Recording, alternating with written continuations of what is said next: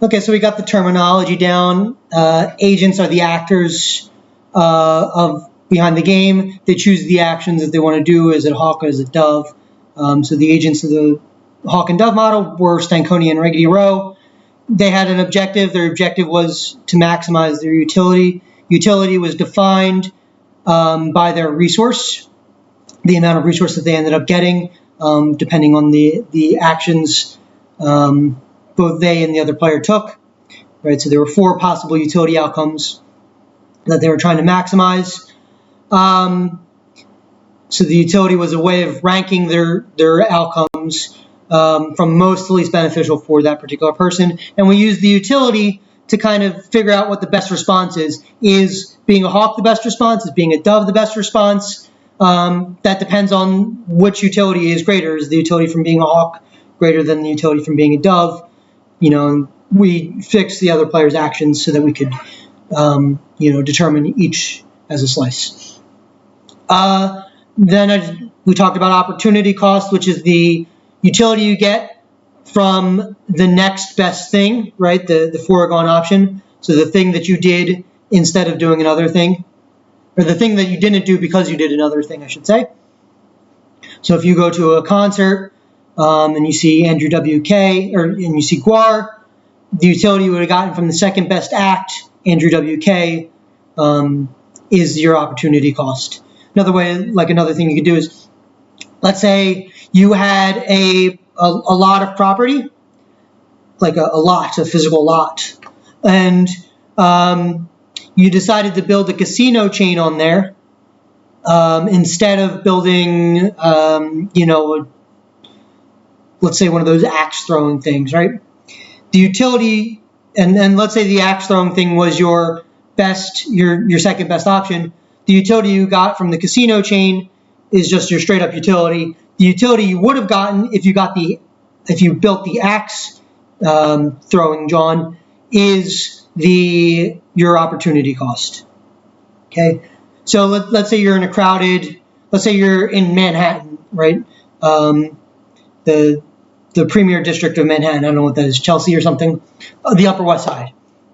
If you're in the Upper West Side and you're building a parking lot, you probably have a high opportunity cost for whatever you're not doing, because you could probably be renting that space for a lot more than you'd be making with like a parking lot, right? No, I guess I don't know, because parking is still expensive in Manhattan, so maybe I'm wrong. But you get the point. The opportunity cost will change, depending on what the next best option is. Okay. So now we've kind of torn apart the different terminology. Let's see. I just want to see if I missed anything. Agents, objectives, utility. Incentives are just the things that you can use to kind of nudge a person to a better, your more favorite outcome. And opportunity cost. Okay. And then utility function is a mathematical way of representing utility. And it's subjective to each person. It's not necessarily linear, and often it isn't linear. Sometimes it'll be curved like so. Sorry, let me do it the other way because the camera's reversed. Curved like so. So there, you reach a point where consuming extra number of things doesn't make you any happier.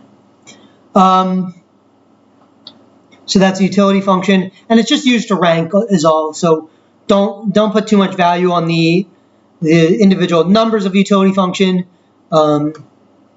Just it's better to see what the utility is in reference to the other utilities so that you can rank them. And then willingness to pay does have kind of a numeric value.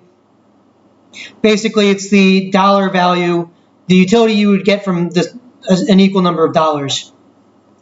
So if I'm willing to pay $50 for an expensive dinner, the utility I would expect from that dinner is the same as the utility I would get from $50.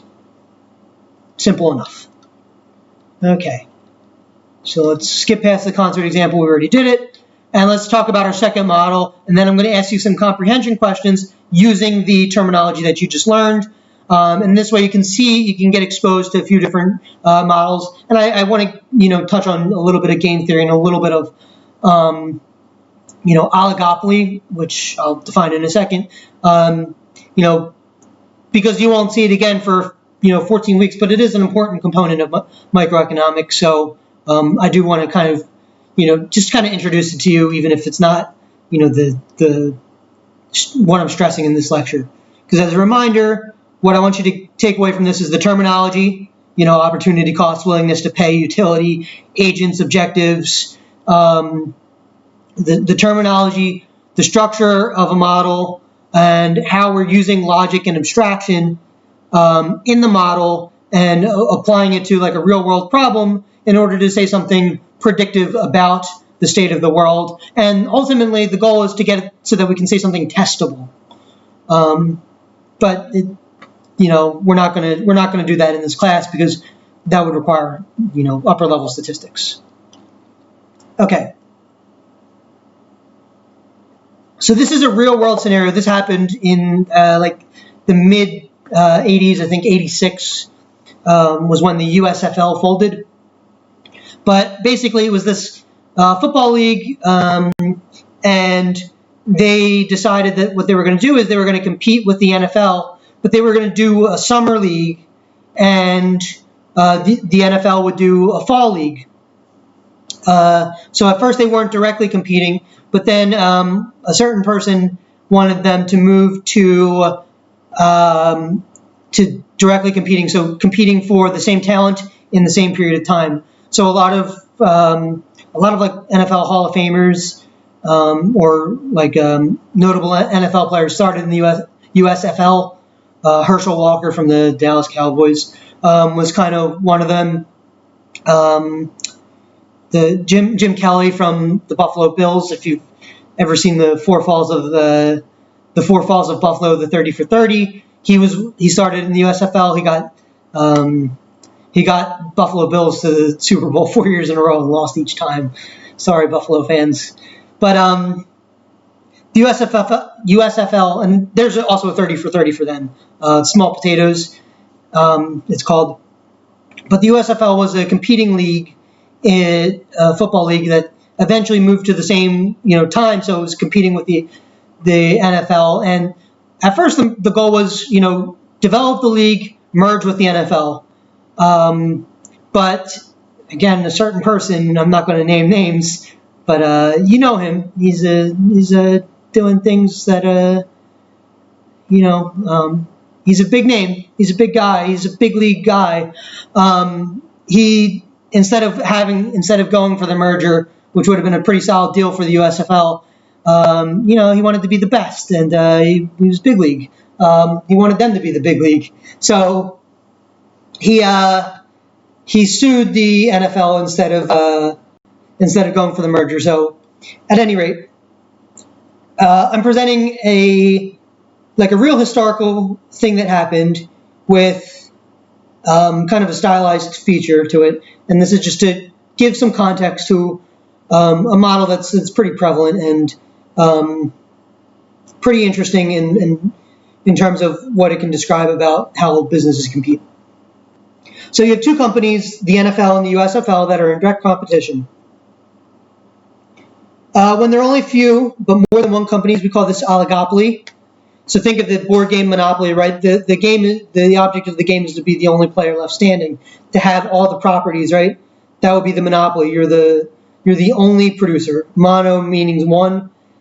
Oligopoly means a few producers. So before the game ends, you're essentially an oligopoly. There might be like 2 to 8 players in Monopoly, right? So that's actually an oligopoly. It's probably a poorly named board game. But whatever. So oligopoly is when you have a few different companies in the same market, but it's not like 50 companies. It's usually like 2 to 10. So a good example of an oligopoly would be like the producing studios in Hollywood. So there's like 4 or 5 of them: Warner Brothers, Disney. Those are probably the big ones. Paramount, if that's still a thing. Fox studios, if that's still a thing. They're all merging, so it's hard to keep track of. But there were like 4 or 5. I think Disney bought out Fox, if I'm not mistaken. And then like another one would be like automobiles. So there's like, give or take, like 10 big companies in automobiles. There used to be less. Or like I'm blanking. I just had it. So beer production is typically considered an oligopoly. So there's a bunch of microbrews, but as the name implies, they're really small. They're not really competing on market share. There's really 2 or 3 big companies, Anheuser-Busch InBev being the first one, Miller Coors being the second, and then the third one will be Modelo, which makes the drink Corona. So those are like the 3 biggest market share companies by far. And then you kind of have your microbrews, which a lot of them have been bought out by those big companies. So in reality, those are kind of an oligopolistic market. It's very difficult for me to say. I apologize. And I'm trying to edit these videos less because it's really time consuming. So if I stutter, I apologize, but I think you can handle it. Okay. So when there's a few companies competing, it's called an oligopoly. All right. So in this oligopoly, you have NFL being the established company. At this time, it would have been operating for 50-some years, and the Eagles were established in 1933, so 53 years at least. The USFL had been roughly running for about 4 years, if that. And let's say this is the last year that they're potentially operating. So at this point, they're competing directly because they're on at the same time. Okay. And the USFL is trying to get some new customers. So think of the market as a circle, right? At first, the NFL holds the entire circle, right? So what the USFL is trying to do is they're trying to both expand the circle and chip away from the NFL's percentage of the circle. So they want to get both new customers who didn't like the NFL for whatever reason, and football fans in general, and take them away from the NFL, go to the USFL. Okay?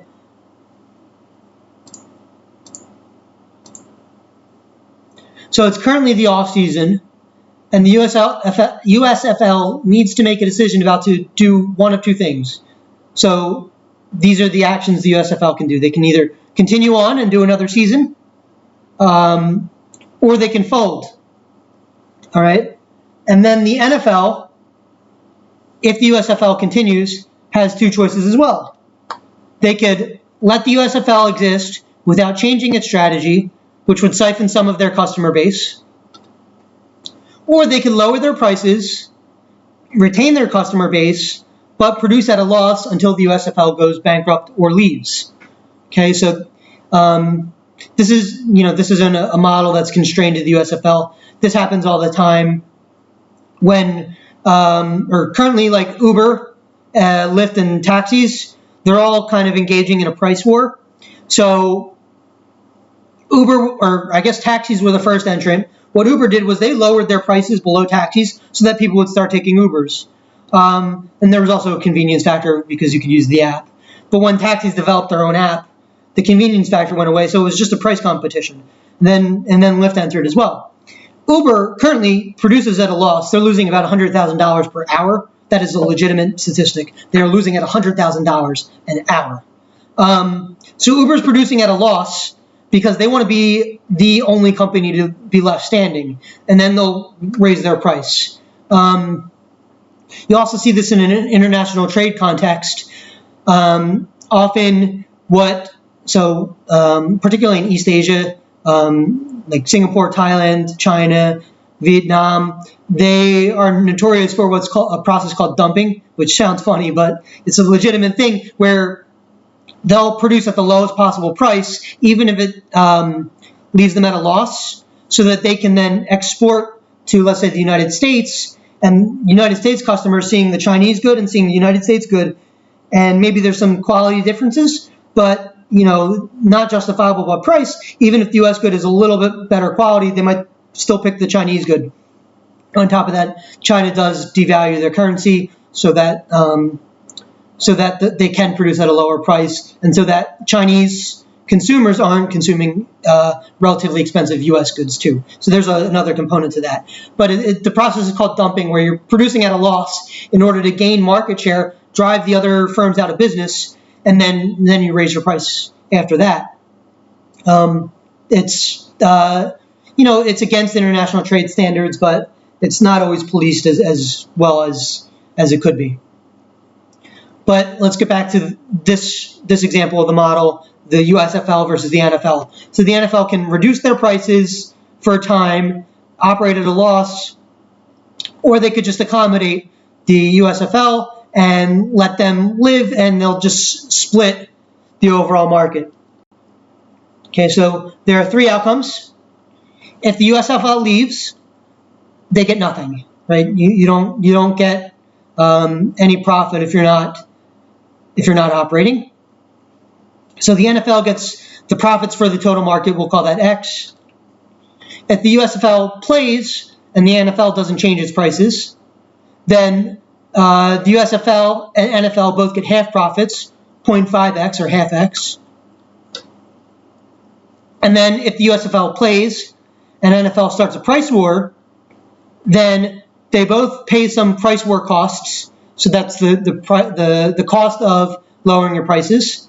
But the NFL starts with a full market share and profits. So basically I'm saying NFL starts with the full X, and they have to pay a price war cost of Z. So basically the idea is that the USFL is going to gradually kind of try to chip away from the NFL's X and do that. But in order to do so, in order to do so, they need to be operating for a few years. So let's say the first year, NFL is going to get the full profit minus whatever their adjustment cost is from the price war. Okay. So what I just represented here is kind of a way of looking at this graphically, all the different options and the different payouts. So the USFL can, and we call this like a node, this little dark line, doesn't really matter, but the USFL is the actor or the agent at this node, and they have two actions. They can fold or keep going. If they fold, their utility is 0, and the NFL's utility is X. If they keep going, then the NFL can see that they kept going, and they have two actions as well. The NFL is the second agent. Their actions are to let them play or to go in the price war, and these are the utilities, 0.5, 0.5, and negative Z for the USFL, or X minus Z for the NFL. Okay. So what abstractions have I made in this model?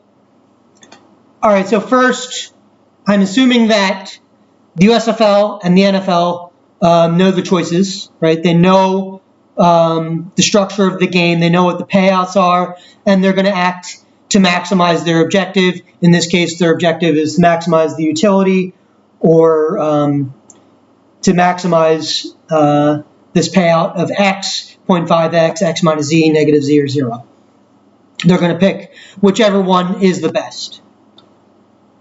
So I assume the payout structure, these variables here, right? The individual utilities is the payout structure. I assume that they only have two choices, right? It's not the USFL's decision to merge, right? They don't have a third option here. They don't have a continuum of options between folding and keep going. There's no like fold 2 teams, keep 6 teams. There's not negotiate with the NFL. It's either they fold or they keep going. Okay. I assume that both companies know the payout structure. So the USFL knows that if they fold, they'll get 0, and that if they keep going, they can either get 0.5x or negative Z, depending on what the NFL does, right? They know that the NFL has only 2 responses. So the USFL knows that the NFL only has 2 responses, right? So They know that if they keep going, they can do these two things and nothing else. They know that if they fold, there's no response needed. They know that the NFL can see the USFL's decision, right? It's not like on the last day before the league starts, the USFL is just going to stop, right?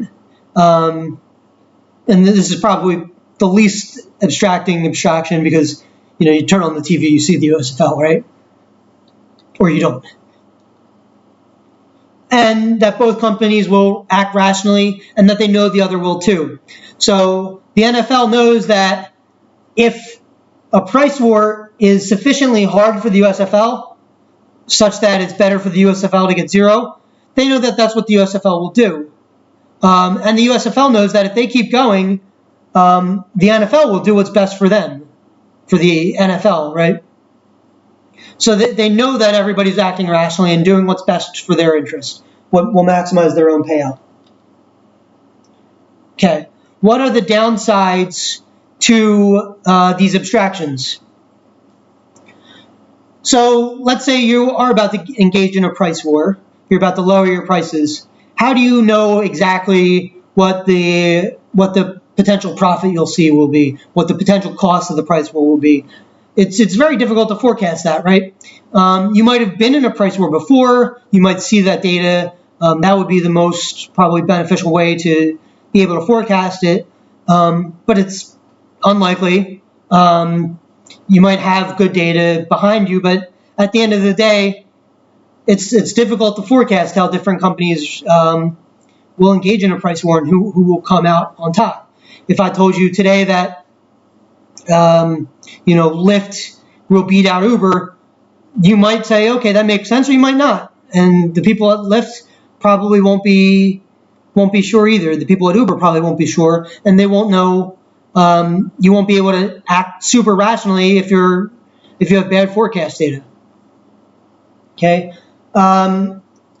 What's another downside? So in that the USFL only has two choices, that's not exactly realistic, right? They might try to merge with the NFL, which was originally their plan. We've seen other sports leagues do this, right? The ABA, the AFC, the WHA. These are all leagues you probably haven't heard of, except maybe you've heard of the AFC because it was a merger, right? But the AFC used to be its own league. The ABA used to be its own league. That's where the teams from semi-pro came from. The WHA, I think the Flyers started in the WHA. So there are in the real world a multitude of choices. And then the last one is not all actors are rational.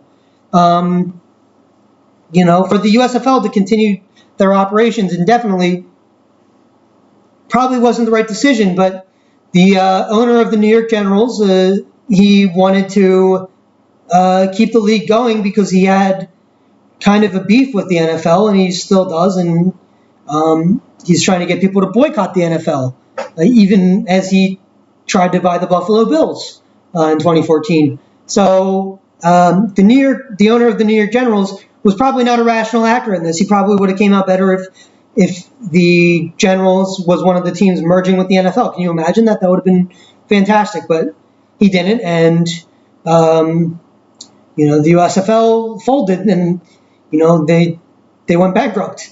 So not all actors in real life were rational in this case.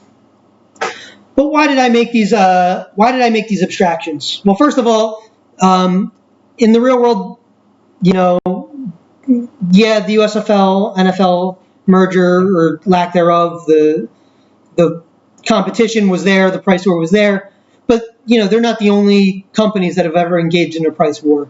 Coca-Cola and Pepsi, I'm sure, engage in price wars all the time. Anheuser-Busch, InBev supposedly engage in price wars, but they might actually be colluding.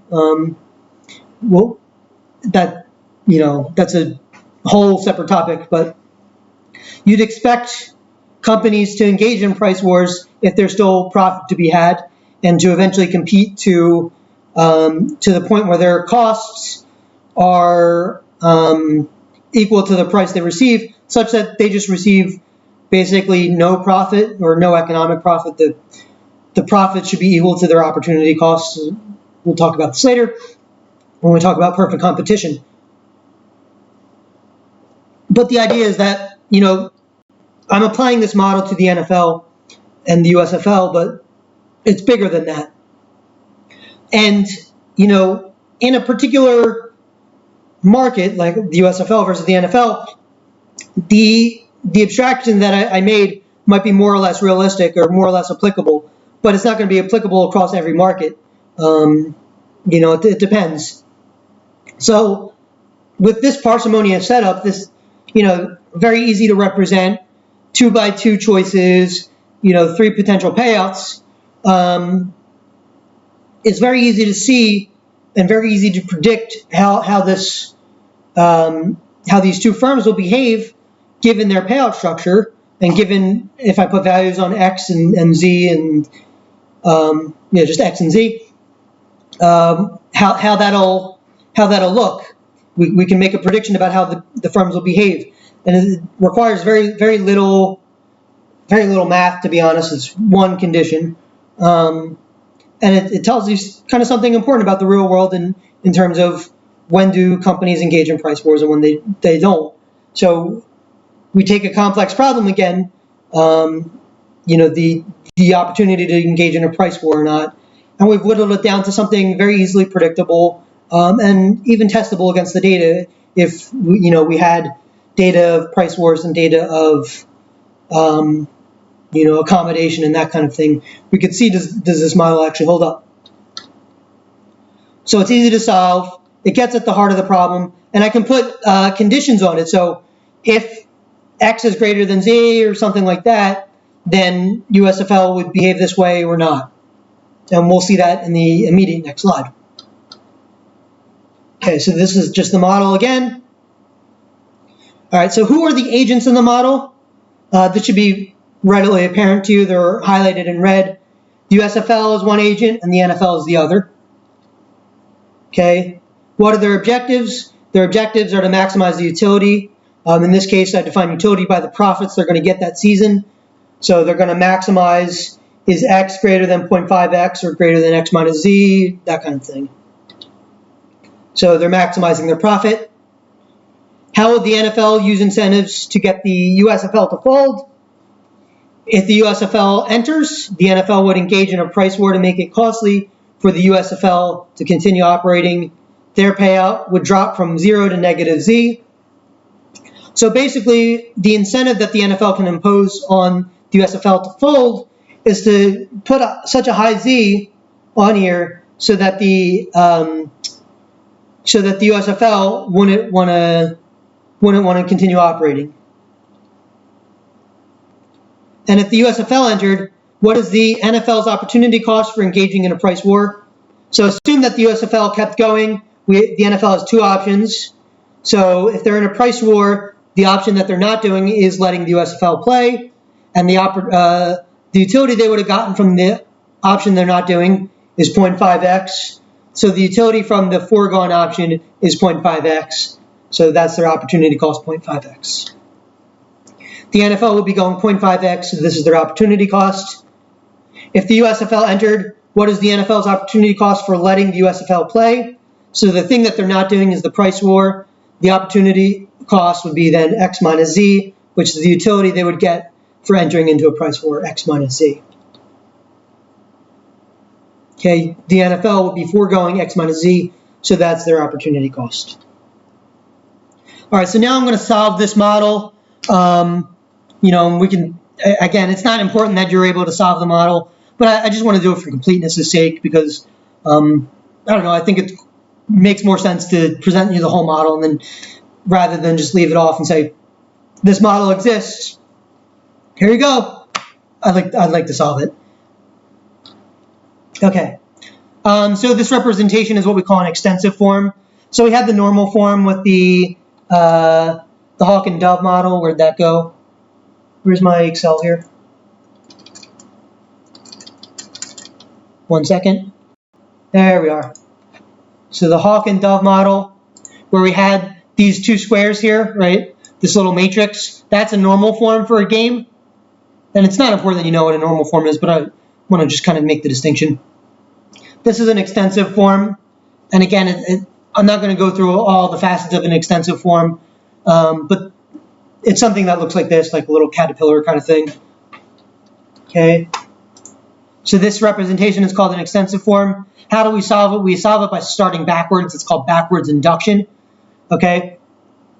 So let's start with the fact that if the USFL keeps going, because the USFL wants to know how the NFL will act, right?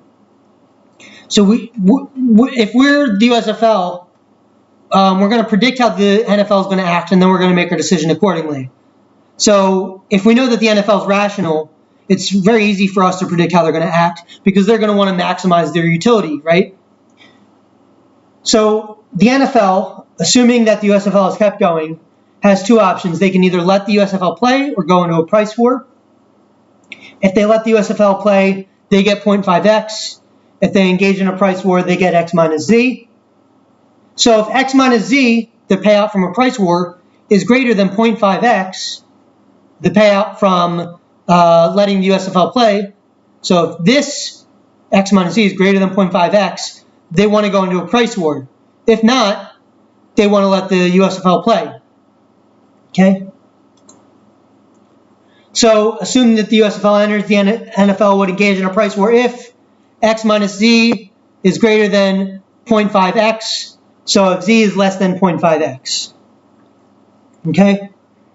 So basically what this is saying is if the NFL is going to engage in a price war and they're going to make the price war is going to be so costly, the USFL knows that that the NFL will never engage in the price war. So even though the NFL can, huff and puff and say we're going to make this price war very costly for you, the USFL knows that the NFL, once the USFL enters, will only act in their behalf, right? So even if the NFL makes this really high Z, if they make a really high Z, and say, oh, we're gonna really hurt you if you enter. Come the USFL start of the season, the NFL is going to be like, okay, well, the USFL entered. Now what am I going to do? Am I going to do X minus Z, or am I going to get 0.5X? Well, if Z is really high, then you're going to want to go for 0.5X. You're going to want to share the profit. It's almost counterintuitive, right? The thing that's supposed to incentivize the USFL to leave the Z, the price war, is actually the thing that's incentivizing, because it's hurting both of them, it's incentivizing the USFL to let them play. Okay? So if Z is less than 0.5x, the USFL will engage in a price war, otherwise they would let them play. So if I'm the USFL, and let's say Z is high, if Z is high, then we know that we're going to go here, and the USFL is going to compare, okay, 0.5x is greater than 0, so I'm going to keep going if Z is really high. Okay? Alternatively, if the Z is low, then the USFL will see, okay, the NFL will engage in a price war. So I'm going to get Z, negative Z, if we engage in the price war. 0 is greater than negative Z, so I'm going to fold. Okay, but if Z is equal to 0, let's say the USFL puts no cost on there, right? Like they don't engage in a price war at all, or they engage in a price war, but they're operating at exactly cost. So they would get X equals 0, or sorry, X minus Z equals X, because Z is equal to 0. USFL would get 0. So this one here would be the benefit for, X, so you get the NFL's payout in a price war where Z is equal to 0 would be X versus 0.5X if they let them play. So they would still go to a price war, but the USFL would be getting 0 or negative Z where Z equals 0. So 0 or 0. So the USFL would either fold or keep going. It doesn't really matter. They're essentially making a non-impact. Okay, so if the USFL fold knows that there will be a price war, and let's assume that negative Z is less than 0. If the USFL knows that there will be a price war, they're going to want to fold because it's 0 versus negative Z. If the USFL knows that there won't be a price war, it will continue because 0.5x is greater than 0. Okay. So as long as Z is between 0 and 0.5x, the NFL will engage in a price war because it makes more sense for them. It's the better of the two options. And the USFL will fold. If Z is greater than 0.5x, then the NFL would see the price war is too costly. They will let the USFL play, and the USFL will keep going. Okay? And if x minus Z is equal to 0.5x, then basically the NFL is completely indifferent between a price war or letting the USFL play. So it's either the case that the NFL says, I'm going to give you a price war, in which case the USFL folds, right, because it's still going to be negative Z is less than 0. Or the NFL says, I'm going to let the USFL play, and the USFL is going to keep going. So it all depends on, in this case, the NFL completely doesn't care, but the USFL very much does care, because it's the difference for them between folding or not. So if the NFL signals price war for whatever reason, even though they're indifferent, then the USFL will fold. And if the NFL signals letting them play for whatever reason because they're still indifferent, then the USFL will keep going.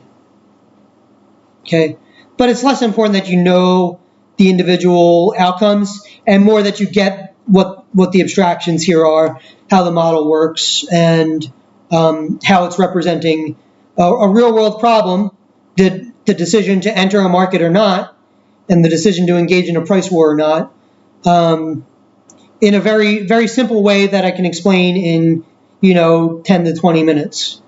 Okay. Oh.